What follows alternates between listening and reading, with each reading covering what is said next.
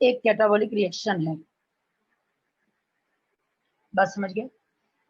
Anabolic reaction formative stage होती है, ये फॉर्मेटिव स्टेज है, इसमें प्रोसेस इंक्लूड होती है फोटोसिंथेसिस। फोटोसिंथेसिस, बस समझ गए। फोटोसिंथेसिस ये हम लोग की, क्योंकि इसमें CO2 प्लस H2O मिक्स होकर C6H12O6 और ऑक्सीजन को लिबरेट कर रहा है बाई प्रोडक्ट के फॉर्म में। ठीक उसी तरीके से हम लोगों की आज स्टेप है डाइजेशन। और हम सिस्टम तब बोलते हैं जब एक फंक्शन को परफॉर्म करने के लिए कई ऑर्गन पाए जाते हैं, तो इसको हम लोग सिस्टम बोलते हैं। बस समझ गए। एक फंक्शन को परफॉर्म करने के लिए अगर कई ऑर्गन इन्वॉल्व हो रहे हैं, तो उस पूरे कॉम्प्लेक्स को हम लोग सिस्टम के नेम से जानते हैं। बात समझ में आ गई? बात इतनी समझ में आ गई? एक सिस्टम को परफॉर्म करने के लिए, सॉरी, एक फंक्शन को परफॉर्म करने के लिए कई ऑर्गन मिलकर एक सिस्टम का फॉर्मेशन कर लेते हैं। नोट करिए।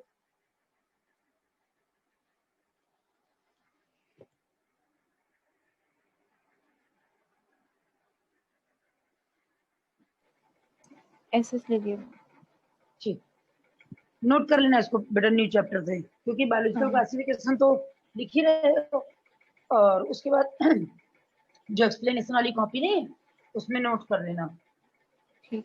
अब देखो हम लोग का डाइजेस्टिव सिस्टम स्टार्ट होता है, तो पहले हम देखते हैं न्यूट्रिशन। न्यूट्रिशन न्यूट्रिशन क्या है? Intake of food. Intake of food को न्यूट्रिशन बोलते हैं। बात समझ गए? अब हम लोग डाइजेशन क्या है? डाइजेशन जो है एक मैकेनिकल प्रोसेस है, मैकेनिकल एंड केमिकल प्रोसेस है। मैकेनिकल एंड केमिकल प्रोसेस है डाइजेशन। बस समझ गए। एक मैकेनिकल और केमिकल प्रोसेस है डाइजेशन। इसमें इन्होंने क्या बोला कि जो डाइजेशन है इसमें complex organic compound, complex organic compound break into, बेटा तुम्हारे पास डिलीटेड बायोलॉजी वाला सिलेबस है ना?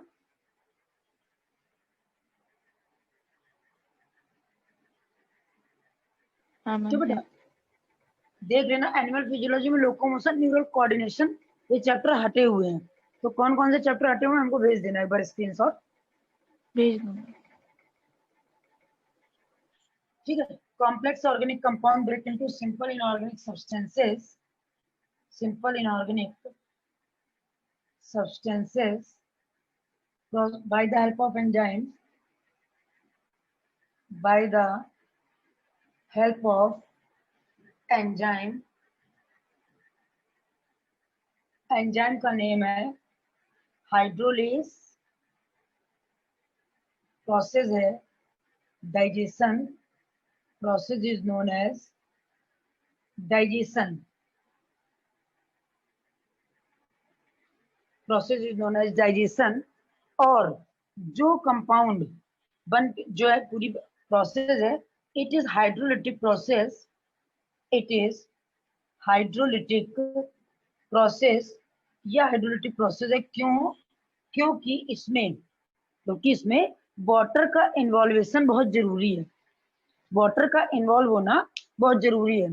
तो complex organic compound break into simple inorganic substances, process is known as digestion. और एंजाइम जो यूज हो रहा है वो हाइड्रोलिटिक है, एंजाइम जो यूज हो रहा है वो हाइड्रोलेज है, और प्रोसेस हम लोगों की हाइड्रोलिटिक। तो अब बेटा डाइजेस्टिव सिस्टम में हम क्या देखते हैं कि डाइजेस्टिव सिस्टम में हम लोगों की दो पार्ट हैं। एक है एलिमेंट्री कैनाल और दूसरा है एसोसिएटेड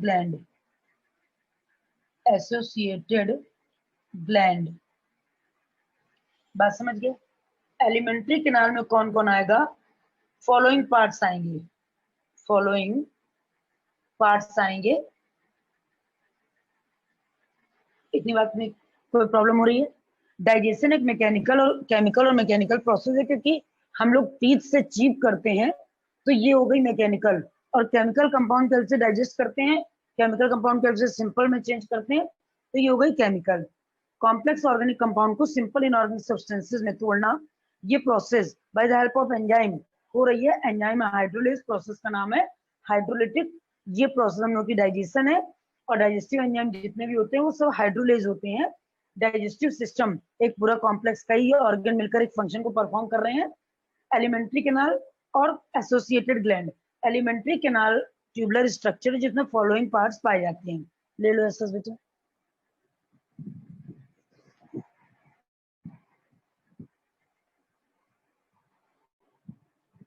ले लिया। ले लिया। अब हम लोग देखेंगे एलिमेंट्री कैनाल के पार्ट्स।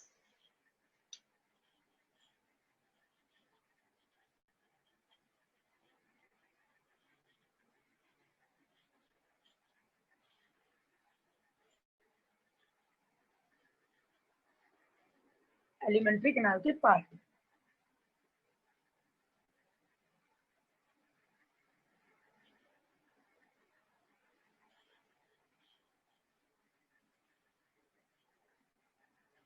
एलिमेंट्री कैनाल के पार्ट जो हुए वो हुआ mouth,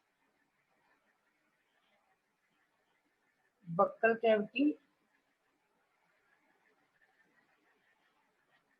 pharynx, oesophagus, stomach, intestine, rectum, finally anus. अब यहाँ पे क्या देखते हैं, एसोसिएटेड जो ग्लैंड्स वो कौन कौन सी हैं। एसोसिएटेड ग्लैंड कौन कौन सी हैं उनको जरा हम वॉच करते हैं। एसोसिएटेड ग्लैंड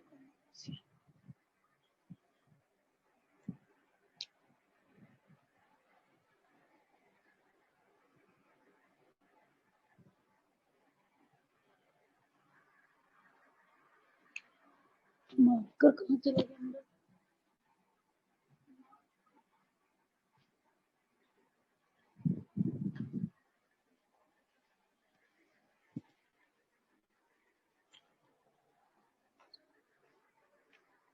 एसोसिएटेड ग्लैंड हम लोगों की कौन कौन सी हैं। एसोसिएटेड ग्लैंड ये हम लोगों की दो हैं, एक है लीवर और दूसरी है पैंक्रियाज। जो लीवर है वो लार्जेस्ट ग्लैंड है, जो पैंक्रियाज है वो मिक्स ग्लैंड है।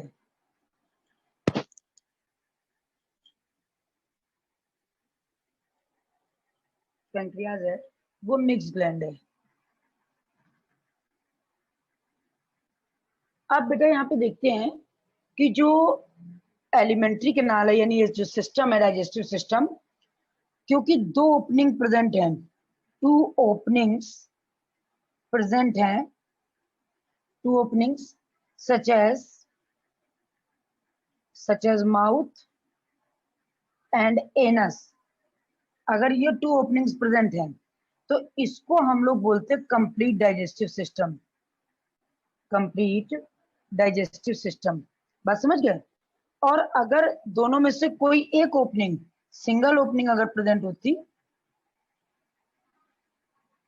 सिंगल ओपनिंग, तो इसको बोलते इनकम्प्लीट डाइजेस्टिव सिस्टम।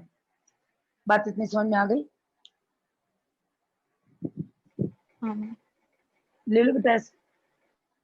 अरे मेरा मार्कर कहाँ चल गया?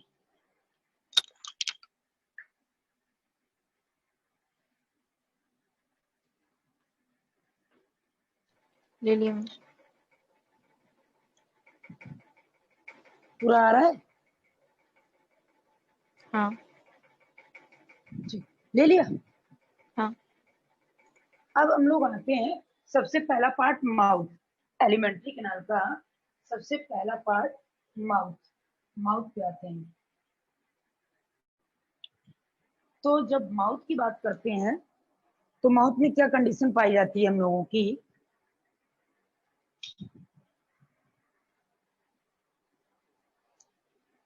सबसे पहले माउथ को देखते हैं तो mouth is a type of opening, is a type of, ये हम लोगों की टाइप है, is a type of opening. Mouth is a type of opening, कोई पार्ट नहीं है, is a type of opening, opening surrounded by, surrounded by lips, lips के through surrounded है, surrounded by lips। lips are two types, lips are two type, upper and lower, both lips are ectodermal in origin, ectodermal in origin, यानी हमको बचपन से ही पता है कि ये लिप्स जो है वो एक्टोडर्म से बने होंगे। और both lips are movable, both lips are movable. बात समझ में आ गई? बोथ लिप्स आर मूवेबल, इतनी बात समझ में आ गई? यहाँ पे क्या, mouth is a type of opening surrounded by lips, lips are two type, upper and lower, upper and lower lips made up of ectoderm, बचपन से ही पता है। और एक्टोडर्म, ये जो दोनों लिप्स हैं वो हमारे मूवेबल लिप्स हैं। बात समझ गए? यानी ये दोनों लिप्स, जितना पार्ट ओपन हो रहा है वो मूवेबल है, और सॉरी ये पूरा मूवेबल है, ये एक्टोडर्म से बना हुआ है, जितना पार्ट हमें विजिबल है वो एक्टोडर्म से बना हुआ है। बात समझ गए? अगर हम इसको ऐसे पलट के अंदर देखते हैं तो ये लाइट पिंक कलर का दिखता है, वो एंडोडर्म है। वो क्या है? एंडोडर्म। और ये पार्ट कितना है? एक्टोडर्म। और ये स्लिट लाइक क्या है? ओपनिंग। ओपनिंग क्या नाम क्या है? माउथ। समझ गया? हाँ मैम। उसके बाद जरा देखो, माउथ ओपन इनटू, मैम ये माउथ नहीं दिख रहा। में दिख रहा है, यहाँ देखिएगा। हाँ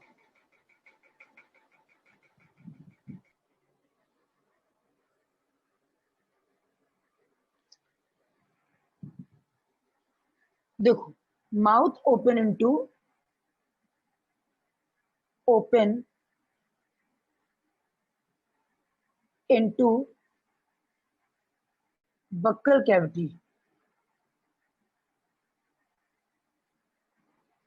बक्कल कैविटी, बक्कल कैविटी, ये इतना पार्ट यहां से आना का, ये बक्कल कैविटी है। तो लिखेंगे buccal cavity surrounded by cheeks supported by jaw, supported by jaw, surrounded by cheeks and supported by jaw. Jaws are two type, upper and lower, upper and lower jaw. Upper jaw immovable, upper jaw immovable and lower jaw movable, lower jaw movable. बात समझ गया? Mouth open into buccal cavity is surrounded by cheeks, supported by jaw.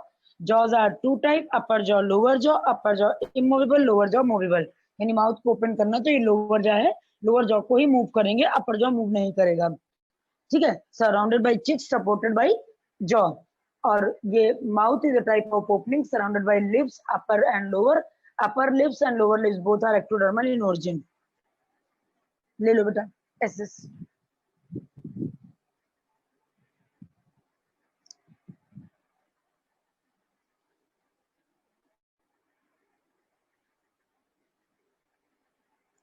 ले ले लिया? लिया ma'am. अब जरा देखो,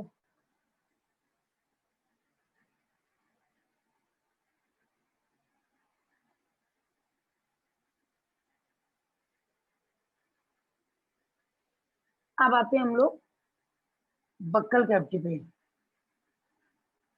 buckle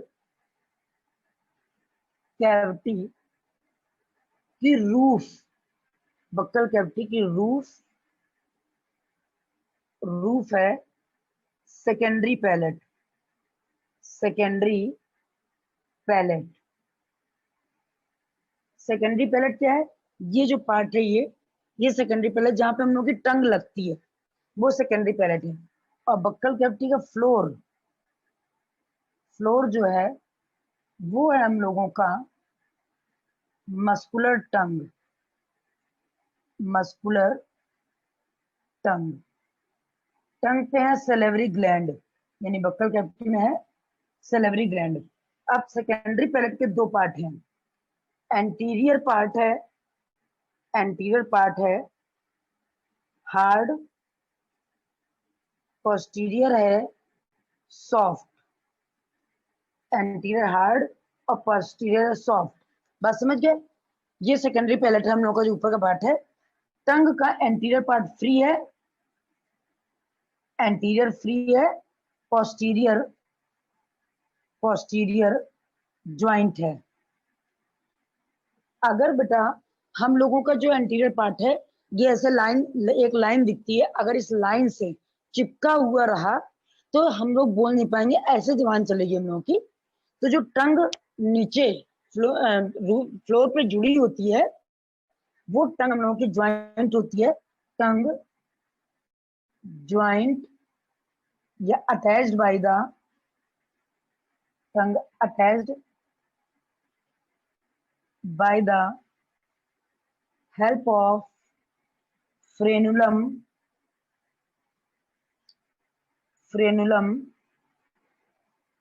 लिंग्वी। Ma'am frenulum right side का वर्ड नहीं दिख रहा। नहीं दिख रहा? फ्रेनुलम लिंग्वी दिख गया? लेकिन अब लेफ्ट साइड का नहीं दिख रहा, थोड़ा पीछे करना। ठीक, हाँ अब ठीक। देखो muscular tongue attach by the frenulum linguae. ठीक, अब देखो जरा बक्कल कैविटी में सेलेवरी ग्लैंड्स पाई जाती हैं। सेलेवरी ग्लैंड पाई जाती हैं। सेलेवरी ग्लैंड थ्री पेयर होती हैं जो कि सलाइवा सिक्रीट कर रही हैं। सलाइवा सिक्रीट कर रही हैं। सलाइवा में एक एंजाइम है जिसका नाम है salivary amylase. Salivary amylase, it is also known as ptyalin. It is responsible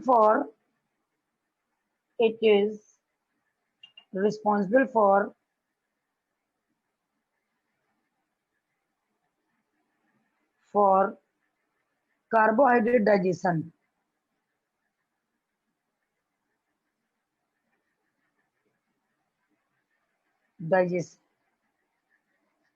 बस समझ गए?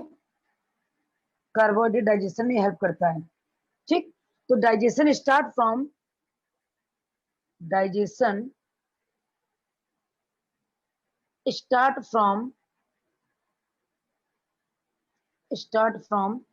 Buccal cavity.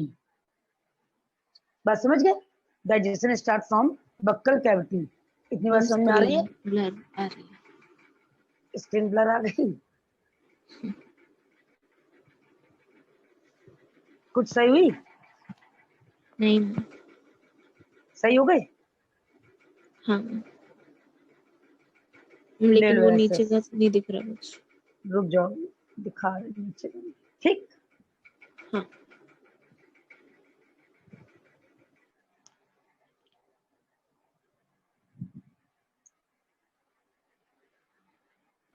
ले लिया।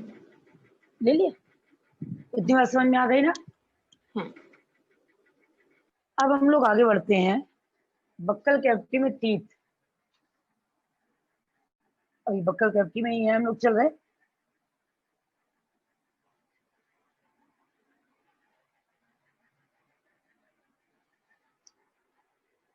बक्कल कैविटी में गम्स, बक्कल कैविटी में जॉज में gums made up of bones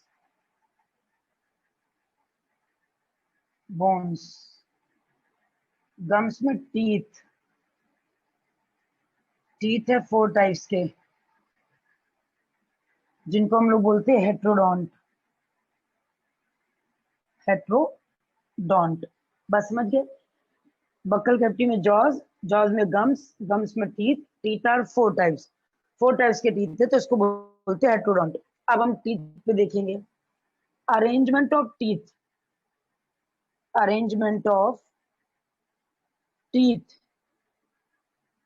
is known as dentition.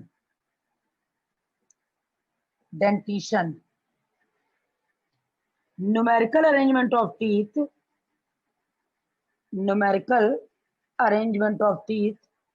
is known as dental formula. Numerical arrangement of teeth is known as dental formula. बस समझ गए। Numerical arrangement of teeth is known as dental formula. इतनी बात में problem हो रही है? परी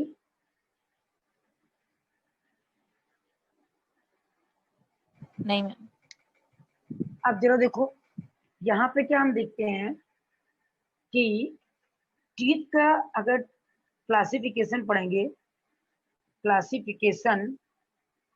एक minute, half of the jaw को हम लोग क्या बोलते हैं? Known as rami. ठीक, अब देखेंगे क्लासिफिकेशन ऑफ टीथ क्या है, यानी टीथ को हम लोग किसके बेसिस पे क्लासिफाई कर सकते हैं। तो हमने देखा क्या कि टीथ को क्लासिफाई करना है, तो हम कैसे क्लासिफाई करेंगे कि लाइफ में 1 टाइम निकले, 2 टाइम निकले।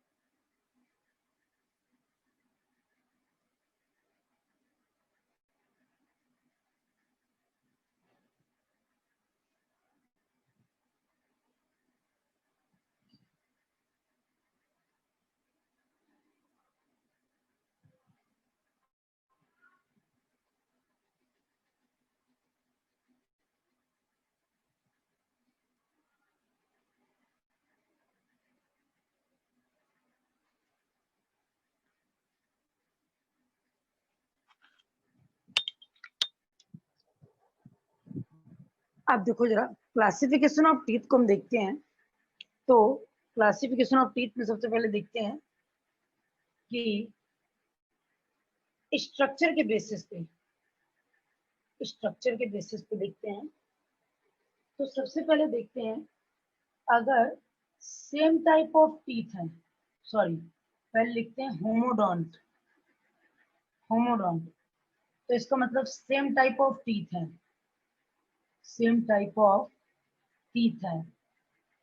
और फिर लिखते हैं हेट्रोडोंट। तो इसका मतलब होता है डिफरेंट टाइप ऑफ टीथ है। बस समझ गए। अगर सेम टाइप ऑफ टीथ है तो होमोडोंट, और अगर डिफरेंट टाइप ऑफ टीथ है तो हेट्रोडोंट बोलते हैं इसको। बात समझ गए? अगर हम लोगों का जैसे हम लोगों के फंक्शन के बेसिस पे अलग है, 4 टाइप्स के टीथ हैं, और अगर टीथ 4 टाइप्स के नहीं है, सारे सेम टाइप के हैं, तो हम लोग इसको बोलेंगे होमोडोंट। और अगर डिफरेंट डिफरेंट है जैसे आई सी पी एम एम, तो इसको बोलेंगे हेट्रोडोंट। बात समझ गए? अगर लाइफ में वन टाइम टीथ निकलते हैं, जैसे हम लोग देखते हैं यहाँ पे कि बक्कल कैविटी, जॉ में गम्स, गम्स में टीथ, गम्स किसके बने हुए? बोन्स के। टीथ 4 टाइप्स के होते हैं, हेट्रोडोंट क्योंकि टीथ यहाँ 4 टाइप्स के हैं। अरेंजमेंट ऑफ टीथ को डेंटिशन बोलते हैं, और न्यूमेरिकल अरेंजमेंट ऑफ टीथ को डेंटल फॉर्मूला के नेम से जानते हैं।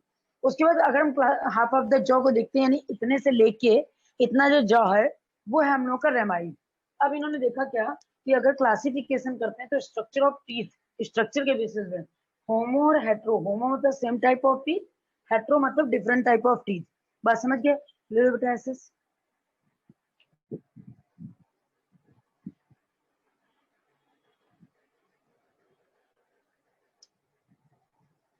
ले लिया मैंने।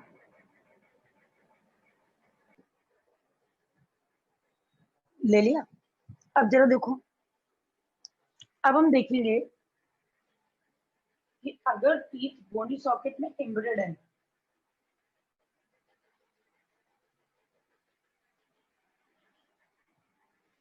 ओरिजिन के बेसिस पे,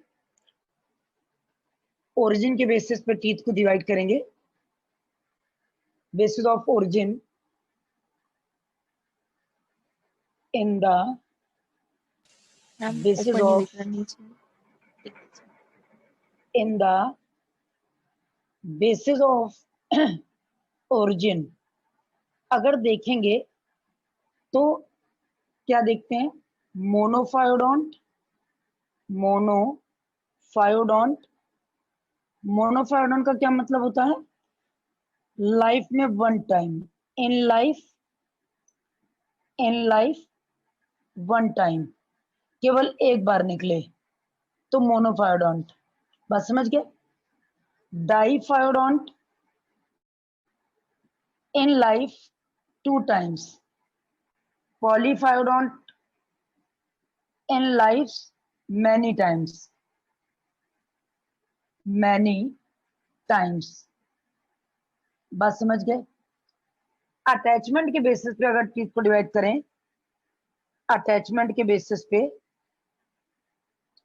on the basis of attachment, on the basis of attachment अगर हम डिवाइड करते हैं तो क्या डिवाइड करते हैं? पहले number 1 on the basis of attachment में नंबर 1 हमारा क्या है? Acrodont. Acrodont, teeth attach, teeth attach to the bone, bone से टीथ अटैच हो तो इसको बोलते हैं हम लोग एक्रोडोंट।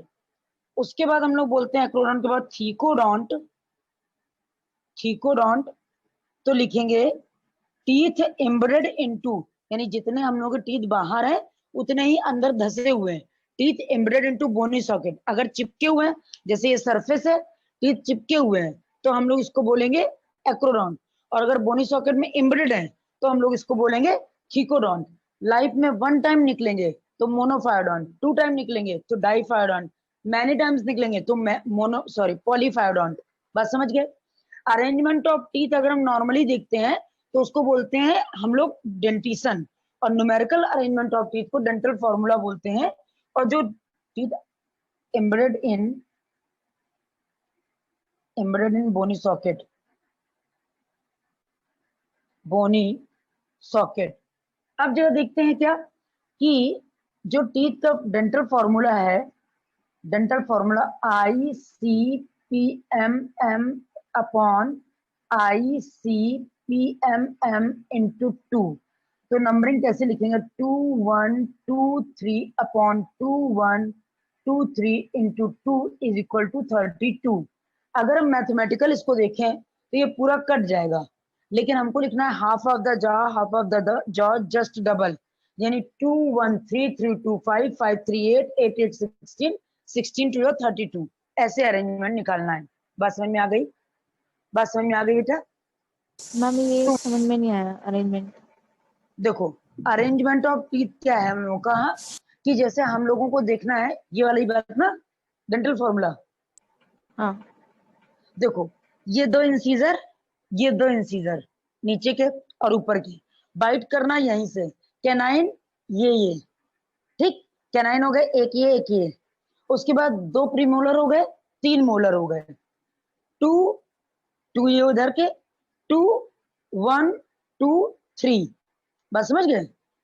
ये ऊपर का, और जस्ट ऐसे ही 2 1 2 3, तो हाफ ऑफ द जो जस्ट डबल हो जाएगा इधर, जैसा इधर होगा वैसा इधर होगा। ये मिडिल हाँ। लाइन को लेके इतना, और ये मिडिल लाइन को लेके इतना, तो इनका क्या 2 1 3 3 2 5 5 3 8 8 8 16 16 to the, in the basis of origin के ऊपर नहीं कुछ नहीं लिखा है। तुम बोल रहे थे ना नहीं दिख रहा ऊपर, तो फिर हमने नहीं लिखा है। चिट्ठी इतनी बदतमीज टाइप की होती है कि काट लेती है, ना लिखनी है तो।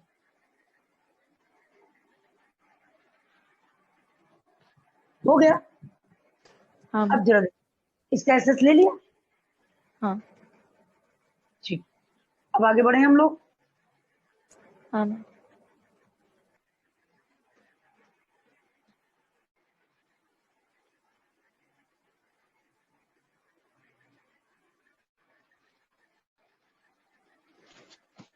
टीथ के बीच के स्पेस को, 2 टीथ के बीच के स्पेस को,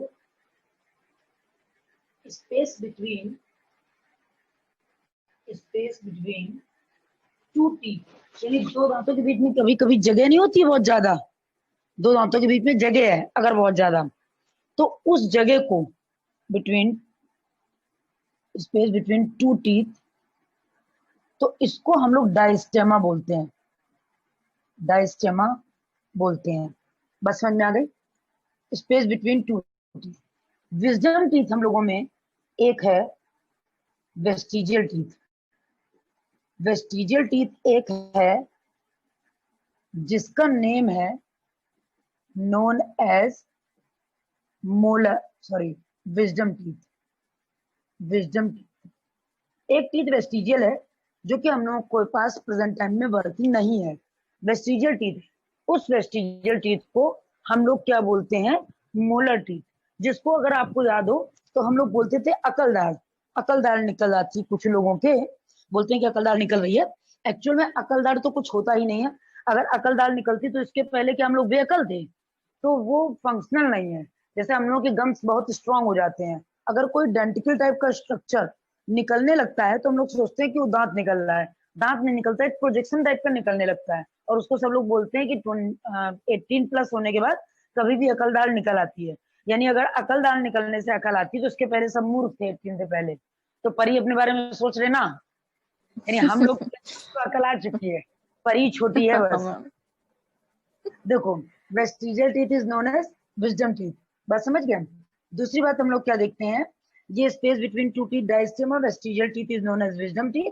अब हम लोग आ जाएंगे टीथ के स्ट्रक्चर पे, टीथ के स्ट्रक्चर पे नहीं, सॉरी टीथ के स्ट्रक्चर पे नहीं, अब हम लोग आ जाएंगे बक्कल कैविटी पे, फिर आ जाएंगे हम लोग वापस बक्कल कैविटी पे। तो buccal cavity open into pharynx, buccal cavity open into pharynx, pharynx में ओपन हो जाती है बक्कल कैविटी। और जो बेटा फेरिंग्स है वो मस्कुलर ऑर्गन है, फेरिंग्स कैसा ऑर्गन है, मस्कुलर ऑर्गन है, फेरिंग्स है मस्कुलर ऑर्गन, मस्कुलर ऑर्गन, बात समझ गया? इस फेरिंग्स में 3 पार्ट्स होते हैं, फेरिंग्स में 3 पार्ट्स होते हैं। एक होता है हम लोग का ओरो, सॉरी एक होता है नेजो, नेजो फेरिंग्स, ठीक, यानी नोज के इन फ्रंट नेजो फेरिंग्स, और माउथ के इन फ्रंट ओरो, और इसके लैरिंग्स के पास लैरिंजो फेरिंग्स। हम लोगों का नागपुर टू कानपुर जुड़ा हुआ है, मेडिसिन चाहे आई में डालो तो भी माउथ में जाएगी, और नोज में डालो तो भी फेरिंग्स में जाएगी, ईयर में डालो तो भी फेरिंग्स में जाएगी। मतलब ये चौराहा टाइप का स्ट्रक्चर है, जिसको जाना है वो इससे पार करके ही जाएगा, बस समझ रहे हो, ये हम लोगों के बॉडी का भी चौराहा है, वो कहते हैं ना तिराहा है चौराहा है, तो ये कई रहा है। हाँ इससे अगर ईयर से गया, नोज से गया, ईयर से गया, आई से गया, कहीं भी गया, माउथ से तो जाना ही जाना है। तो 4 जगह से वहीं पे पैसेज वही है, वहीं से पार करके जाना है। बस समझ गए। तो हम लोग कहते हैं नागपुर टू कानपुर मिला हुआ है, नागपुर कानपुर मिला हुआ है, ठीक है। यहाँ पे क्या है, नेजोफेरिंग्स, ओरोफेरिंग्स, ओरोफेरिंग्स और लेरिंजोफेरिंग्स, लेरिंजोफेरिंग्स। बात इतनी समझ में आ गई। और नेजोफेरिंग्स, ओरोफेरिंग्स और लेरिंजोफेरिंग्स, और नेजोफेरिंग्स, ओरोफेरिंग्स और laryngopharynx. Nasopharynx in front of nose, last part of nose, part of nose. Oropharynx, mouth open, mouth open in it. Laryngopharynx present near the larynx, near the larynx. और ये जो larynx है, that is sound box, sound box. बात इतनी समझ में आ गई। larynx को हम लोग साउंड बॉक्स के नेम से जानते हैं। इतनी बात क्लियर हो गई। हाँ मैम। बस समझ गए। नेजोफेरिंग्स नोज के इन फ्रंट, यानी नोज का लास्ट पार्ट यहीं पे जाके खुलता है। ओरोफेरिंग्स माउथ का इन फ्रंट, और लेरिंजोफेरिंग्स लैरिंग्स के पास है। अब ये हम लोग का ये जो फेरिंग्स है, फेरिंग्स मस्कुलर ऑर्गन है, यानी ये चीज दब जाती है हम लोगों की, तभी गला दबाने का, सुसाइड करने का पैटर्न है। ये जो ट्यूब चल रही है, ये ट्रैकिया है, इस पे लाइनें दिखाई देती हैं, ऐसे ऐसे लाइनें दिखाई देती है। आगे ट्रैकिया है, पीछे ओइसोफेगस है। ट्रैकिया ऊपर है, ये ट्रैकिया, ये ओइसोफेगस। ट्रैकिया थोड़ी ऊपर है और ओइसोफेगस थोड़ी नीचे है। ट्रैकिया से हम सांस लेते हैं, जब हम बोलते हैं तो सांस लेते हैं तो ट्रैकिया खुल जाती है। जब माउथ से आप देखेंगे तो ये ऐसे करके दो स्ट्रक्चर मस्कुलर हैंग कर रहे होते हैं। तो ये ट्रैकिया की ओपनिंग, जब हम निगलते हैं, कुछ भी इंगल्फ करेंगे तो सांस नहीं आएगी। अगर उस टाइम आप सांस लेते हैं तो इसका कैप खुल जाएगा और ट्रैकिया में खाना चला जाएगा। बस समझ गए, इसका कैप खुल जाएगा और ट्रैकिया में खाना चला जाएगा। इतनी बात में समस्या, बस समझ गए। यानी दो ओपनिंग्स हैं, एक ट्रैकिया की ओपनिंग है और दूसरी ओइसोफेगस की ओपनिंग प्रेजेंट है फेरिंग्स में।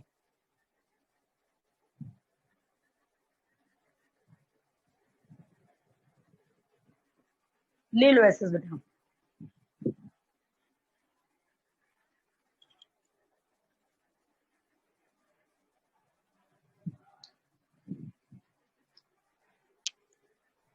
ले लिया। ले लिया। अब जरा देखो, अब हम पहुंचते हैं कहां पर, अब हम पहुंचते हैं फेरिंग्स में कितनी ओपनिंग्स प्रेजेंट हैं।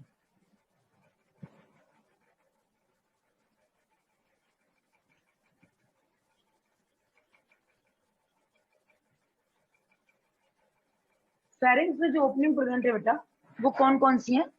फेरिंग्स में ओपनिंग हम लोगों की दो ओपनिंग है, मस्कुलर फेरिंग्स में दो ओपनिंग है। एक है ट्रैकिया की ओपनिंग और दूसरी है ओइसोफेगस। एक है ट्रैकिया, दूसरी ओइसोफेगस। तो हम क्या कह रहे थे, ट्रैकिया थोड़ी ऊपर है और ओइसोफेगस थोड़ा नीचे है, ठीक। ट्रैकिया की ओपनिंग को बोलते हैं, ये ट्रैकिया है, ट्रैकिया है। ट्रैकिया की ओपनिंग को बोलते हैं हम लोग ग्लॉटिस, और ग्लॉटिस पे कैप को बोलते हैं हम लोग एपिग्लॉटिस, एपिग्लॉटिस। और ओइसोफेगस की ओपनिंग को, ओइसोफेगस की ओपनिंग को हम लोग बोलते हैं गलट, गलट। बात समझ में आ गई। ओइसोफेगस की ओपनिंग को हम लोग गलट बोलते हैं। इतनी बात समझ में आ गई बेटा। हाँ कोई दिक्कत नहीं मैम। अब जरा देखो, ये ट्रैकिया में, ट्रैकिया में जो है, ट्रैकिया में यानी in trachea C shape, C shape cartilaginous, cartilaginous rings are present, rings are present। बात इतनी समझ गए।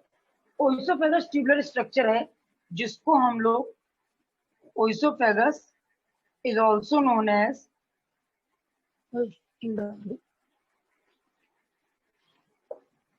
खुली नहीं रही थी हमसे।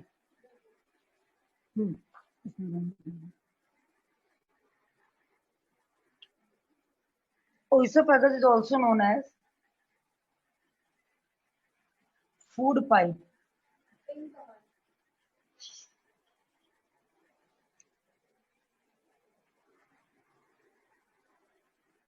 Oesophagus is also known as food pipe. Tubular structure है, ओपन इनटू स्टमक। स्टमक को काफी बड़ा बना दिया है, मोटा टाइप का, जैसे बहुत खाने वाला पेट है।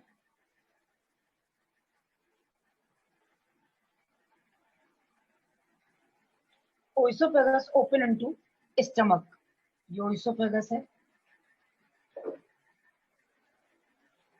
ये स्टमक है। स्टमक का ये पार्ट कार्डियक है, ये फुंडस है, और ये पार्ट पाइलोरिक है।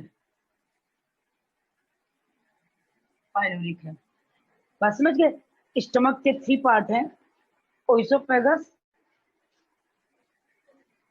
ओइसोफेगस ओपन इनटू स्टमक, ये स्टमक का पार्ट है, ये पूरा स्टमक है, ये पार्ट कार्डियक है, ये फुंडस है, और ये इसका पाइलोरिक है। और अब हम देखते हैं इंटेस्टाइन। तो इंटेस्टाइन डिवाइडेड इनटू 2 पार्ट। एक आया हमारा स्मॉल इंटेस्टाइन, दूसरा आया लार्ज इंटेस्टाइन।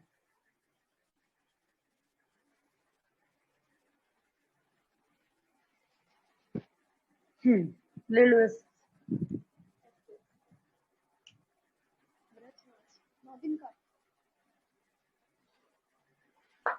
हो गया मैम।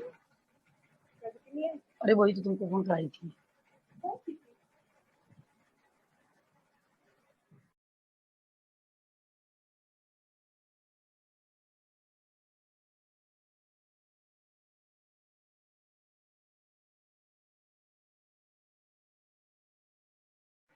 माइक म्यूट हो गया आपका।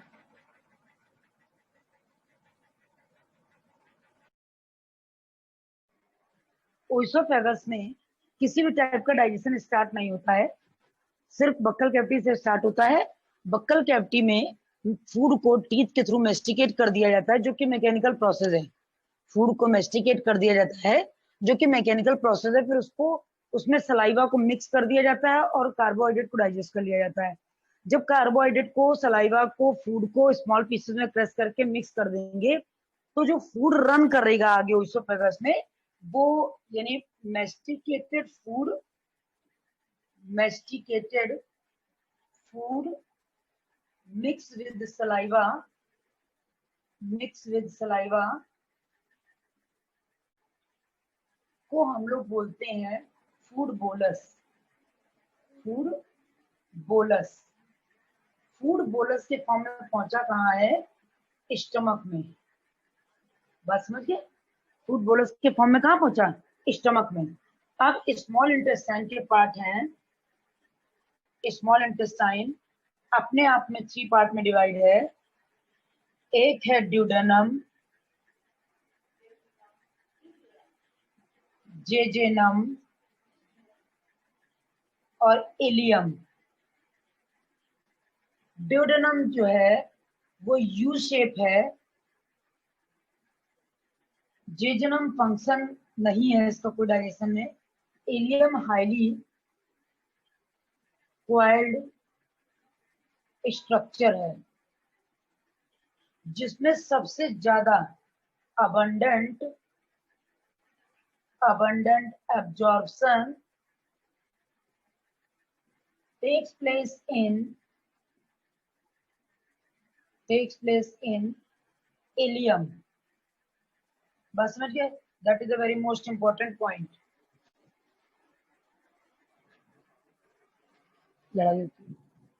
हो गया बेटा? हाँ मैम। ओके, अब देखो इलियम में सबसे ज्यादा एब्जॉर्प्शन क्यों होता है? क्योंकि इलियम में अंदर फिंगर लाइक प्रोजेक्शन पाए जाते हैं जिनको विलाई और माइक्रोविलाई बोलते हैं। विलाई और माइक्रोविलाई के प्रेजेंट होने की वजह से इलियम में सबसे ज्यादा एब्जॉर्प्शन होता है। अगर हम इलियम की वॉल को देखेंगे तो इलियम में अंदर की तरफ फिंगर लाइक प्रोजेक्शन प्रेजेंट होते हैं जिनके जो आउटर सरफेस होता है ब्रशी बॉर्डर्स होते हैं, इनमें ब्रश लाइक स्ट्रक्चर पाया जाता है। तो इसको हम लोग फिंगर लाइक को बोलते हैं विलाई और इसको बोलते हैं microvilli. Microvilli, villi and microvilli, villi and microvilli both are